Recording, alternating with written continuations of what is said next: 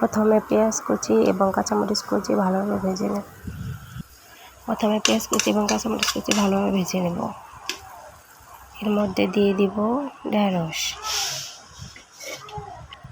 পরিমাণ মতো। এর মধ্যে দিয়ে দিব আমি পরিমাণ মতো লবণ,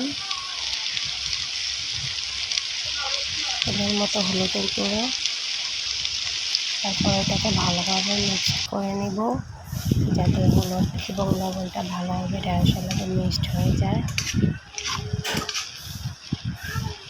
এটা মিক্সড হয়ে গেলে তারপর আমি এটাকে ঢেকে দেবো। জাস্ট একটু ফাঁক রেখে দেবো যাতে হাওয়াটা বের হয়ে যায় আর ঢেঁড়সটা লেতে না হয়, সেদিকে খেয়াল রাখতে হবে। তো কিছুক্ষণ পর আবার আমি ঢাকনাটা খুলে দেখবো কিছুটা ফ্রাই হয়ে গেছে। এরপর পরিবেশন করবো।